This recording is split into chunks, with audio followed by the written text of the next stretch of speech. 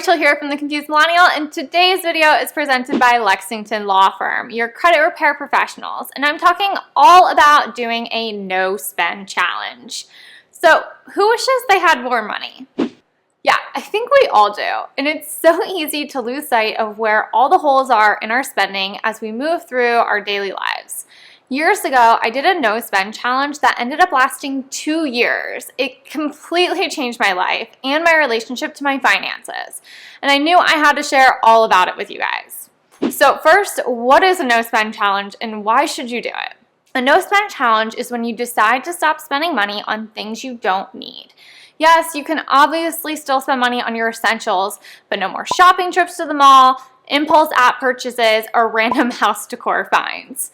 Personally, I think everyone should do a no-spend challenge at least once in their life for 30 days to really bring awareness into where your money is going.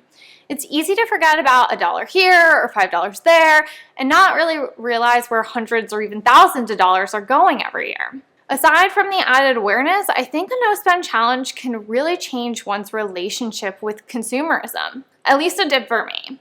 So, quick backstory. If you've been following me for a long time, you know I'm definitely not a fashion blogger. I'm a total outfit repeater. But what if I told you that in high school, I was actually a total clothes horse? I mean, I literally didn't repeat the same outfit within a month. I shopped every weekend and had more stuff than I knew what to do with. And that all changed at 19 when I started this no-spend challenge that ended up lasting 2 years. I realized during that time that I liked having money in the bank more than tons of clothes that I only wore once in a while. It brought me more happiness to invest in myself with things like massages or have the funds to take care of my future and invest in professional credit repair services with companies like Lexington Law Firm. Instead of handing over my hard-earned cash to giant companies that, truth be told, don't care about my future or my bank account. And of course, a no-spend challenge makes it much easier to reach your financial goals. So whether that's repaying debt, improving your credit score, saving for a home or car, or traveling around the world, it'll definitely help you move forward. What's the game plan? How did I set myself up for success on a no-spend challenge? Step 1. First things first, get really clear on your needs and essential purchases.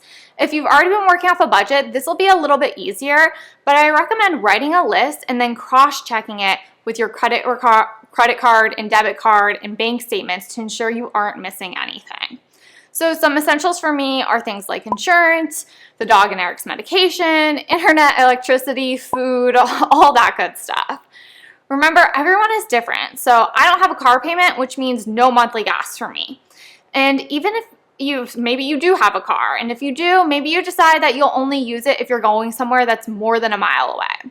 If it's under a mile, maybe you choose to walk, ride your bike, or take public transportation to cut down again on gas. Again, that's not essential, just something to get you thinking outside the box on what your essentials might be.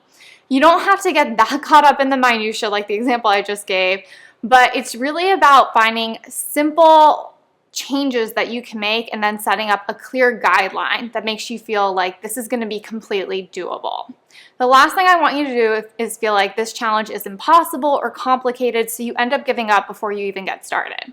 So some examples of things we don't need but spend money on would be a cleaning person, dry cleaning, music streaming services, nail appointments, and random home decor purchases. Step number 2, be clear on your goal and write it down. So I've been talking all around it at this point, but it's essential to get clear on what your goal of the no-spend challenge is. Is it to pay off some debt, to get your credit score up, to save some money for a new home or a trip to Bali? Great, whatever it is, just write it down. The more specific you can be, the better.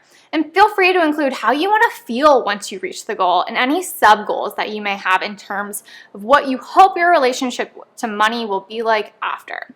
So what do I mean by the relationship to money? I mean that for me, my relationship with money really changed, especially with shopping after my no-spend challenge. I no longer was an impulse shopper, but instead, I wait 2 to 3 days today to see if I'm still thinking about an item, and if I am, I go back and get it. Most of the time, I've completely forgotten about it, and I save a ton of money this way. By writing this down in detail and putting it somewhere visible, it'll help you stay motivated. Because let's be honest, we all know motivation has a half-life, and you may need a kick in the butt halfway through this challenge. Step number 3, think about obstacles and solidify your plans. So start by deciding how long you want to do the no spend challenge for. Is it until you pay off your debt or reach your savings goal, or is it just 30 days or a year?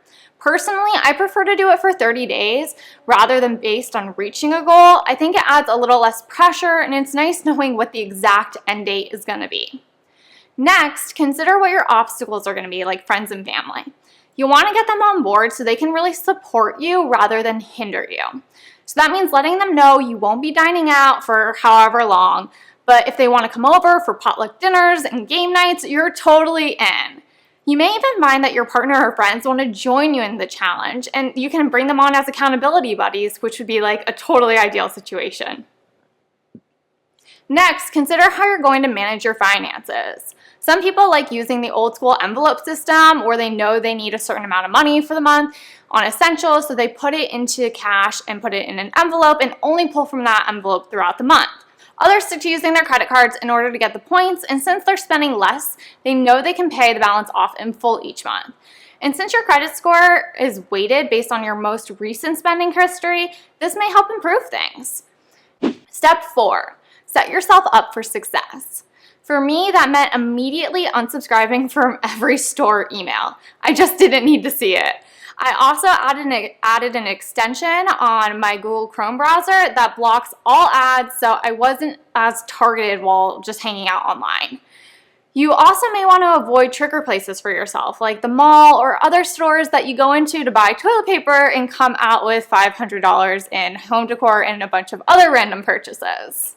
All right, so that's my tips for getting started with your no spend challenge. I can't wait to hear how it goes for you. Remember to express gratitude throughout the challenge. I think one thing that shifted a lot for me in doing this was that I have a lot more gratitude for the items I do have.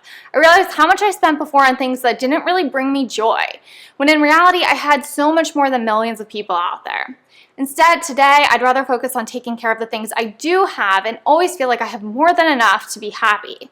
I'm not keeping up with anyone but myself. And if you're really looking to step up your financial game by repairing your credit to make reaching your financial goals even more seamless, check out my friends Lexington Law Firm, who have helped hundreds of thousands of clients take action and repair their credit over the years. Unlike other credit repair companies, they don't trick the bureaus into changing your report. Instead, they leverage every legal standard available to consumers to ensure both accuracy and fairness. They also work with their clients to repair their credit with integrity and provide tons of educational articles to ensure clients have all the tools they need to make long-lasting, meaningful changes to their spending. Click the link in the description box to learn more about getting started with Lexington Law Firm on your credit repair journey today.